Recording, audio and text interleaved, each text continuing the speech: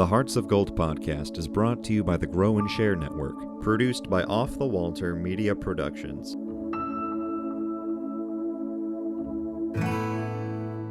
Welcome to Hearts of Gold. Today we have Rachel with us. Hi, Rachel. Hi, thank you for having me. Well, thank you for joining us. Can you tell us about your Girl Scout Gold Award project? I created a business called Black Girls New Business. It's a virtual summer program which is geared towards Black high school girls all over the U.S. that are interested in business or want help developing their career. My program offers them mentoring from business professionals, workshops to inspire and help them develop their skills, as well as resources and networking opportunities. What inspired you to create this? I'm in a business program at my school, and I was competing in a competition called World Series of Innovation and a district-wide CTE Innovation Challenge. And I had an idea that won me first place at the latter competition to start a program called Funds for Females, which I basically provided grants to female entrepreneurs. So when I was starting my Gold Award, I wanted to build upon this project that I'd already created, or that I'd already had in mind. And my mom was actually the one who gave me the idea to do mentoring. So initially it was just going to be a website that connected business professionals with young students. It just all students, not Black girls initially. But then I wanted to make it more tangible and more personal. So I thought about myself and my goals. And since I'm a Black girl that's interested in business, and I know that there's definitely barriers ahead of me in that field, I wanted to make it specific to Black girls. Because Black women have to deal with both sexism and racism in the workplace. So I wanted to make sure that I was helping them. And that's how I decided to gear the program towards Black high school girls. And I just kept expanding it and adding programs, adding workshops. And that's how it is, what it is now. How did you find the mentors for your program? I reached out to my mentors via email. I would reach out to businesses and see if they had anyone that were willing to participate. I actually worked with SCORE to help me get most of my mentors. I reached out to them to see if anyone was interested, and they actually helped promote my program to people in their business. Also, my dad shared my program on his LinkedIn, which helped me get in contact with a lot of business professionals from his network. You also created an Instagram account. What kind of feedback have you had via Instagram? I've gotten a lot of really great feedback, and that's actually where I've been able to get connections from mentors and speakers. The feedback on Instagram is incredible. I've had lots of support and lots of people that help me promote my project on there. Do you design the posts for your Instagram? Because they're very beautiful. Thank you so much. Yes, I design all my Instagram posts on Canva, but now I have a few volunteers that are helping me with that as well. Where do you see this program going in the future? I definitely want to continue expanding the program. For example, this year I am adding more workshops and more content to my program. I want to make it available to more students. So I'm continuing to promote more so that I can get students from outside of my community. I also want to make it an official nonprofit and have some sort of income so that I can make it more tangible, I guess, so I can have and headquarters, so I can have an official Zoom account, things like that, which would take a while for me to achieve those goals, but that's where I want to be headed in the future. What was a challenge you faced during your project, and how did you overcome it? When I was drafting my project in early 2020, I'd planned for it to be in person and held at my school or a local business. And I kind of naively assumed that the pandemic would be over by the summer, so I didn't really have a backup plan. But the end of December of 2019 or 2020 was when I realized that the program couldn't happen in person. So I quickly shifted gears and made all of the workshops on Zoom and had all of the mentoring take place via email, which worked out really well because it meant that I can expand the program outside of the Bay Area because I didn't have to worry with people commuting. I also had to deal with a lot of unexpected changes and had to think on my feet quite a bit.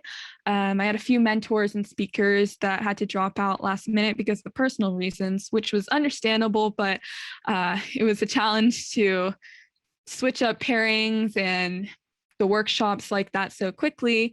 But again, it worked out really well. All the mentors that could step in last minute and the speakers that stepped in last minute were more than what I had imagined. So it all turned out really well. How did you go about transitioning the plans that you had for your in-person events into those virtual events?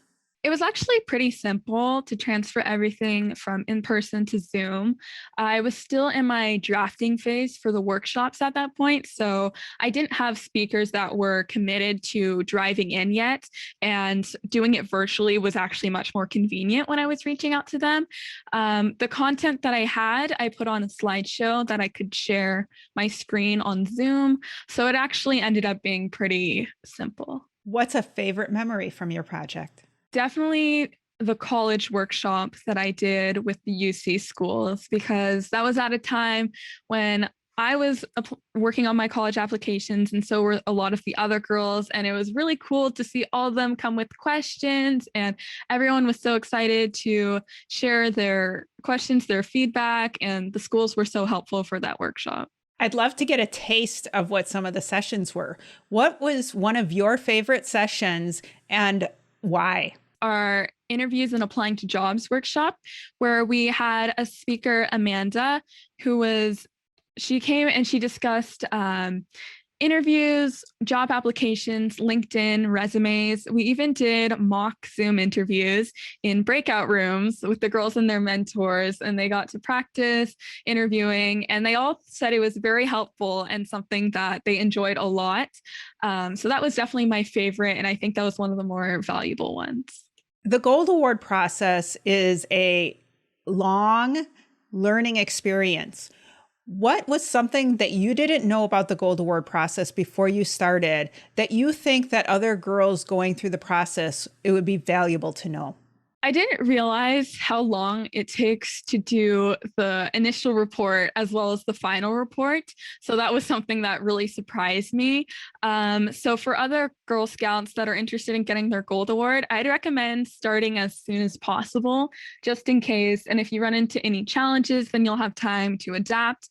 So you want to have time to do the initial report, complete your actual project, and then do your final report. But something that could help with this is to make sure that your project proposal is as specific as possible during the first time around. Otherwise, you'll have to go through loops of feedback to get it finalized. I often encourage girls to have somebody that knows nothing about the project read the proposal and then have that person tell you what they think your project is, because it really identifies weaknesses. Definitely. Do you have a tip for somebody on the proposal part and ways to improve your opportunities before your presentation? Ask for help if you need it. Bounce your ideas off of a friend or family member. Even your Girl Scout mentor is there to help you. Make sure that every detail of your project is accounted for. Even if it's something that you might have to change down the road, make sure you have plans in place just in case. What other Girl Scout activities have you been involved in? I've been a Girl Scout since Daisies, so I've been part of the group for 12 years, and I've done all sorts of projects, including I've done camping. I also got my bronze and silver award. My silver award I did with my sister, Brianna. We did a project called Art Cart, where we put together a cart of art supplies and coloring books, and we took it to our local hospital for kids there. What are your future plans? Continuing working with this program. I definitely want to stay with it for the foreseeable future and continue to run it. I'm a senior in high school right now, so I've just finished my college applications and I'm waiting to hear back, but I definitely want to attend a four-year university. I'm also an artistic swimmer, so in the future, I'm going to be continuing to travel and compete with them for my last year. And yeah, that's what my future looks like right now. Definitely excited but nervous for college and everything that comes with that. How did you get into artistic swimming?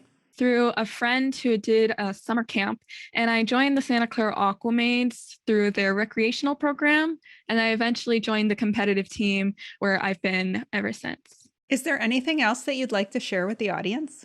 I just announced my 2022 program for Black Girls Mean Business. And if anyone is interested in joining the program, mentoring with the program, being a speaker or a volunteer, you can find the information on my Instagram, which is Black Girls Mean Business Program. And if you have any questions, you can email me at blackgirlsmeanbusinessprogram@gmail.com. How do you make your s'mores?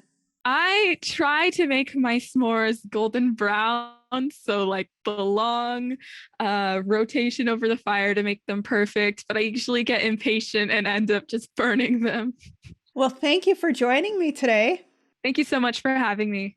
Make sure to click subscribe or follow so you always know when new episodes are released. And don't forget to power your passion and conquer your challenges. The Hearts of Gold podcast is brought to you by the Grow and Share Network, produced by Off the Walter Media Productions. Thank you for listening and spreading the word on what we do. If you want to share your story of how you earned your Gold Award, reach out and send an email to growandsshare@outlook.com. Be sure to listen to the newest episodes on your favorite podcast app, as well as view the full video episodes on youtube.com/Cheryl M. Robinson. That's youtube.com/Cheryl, the letter M, Robinson. Take care, and we'll see you next time.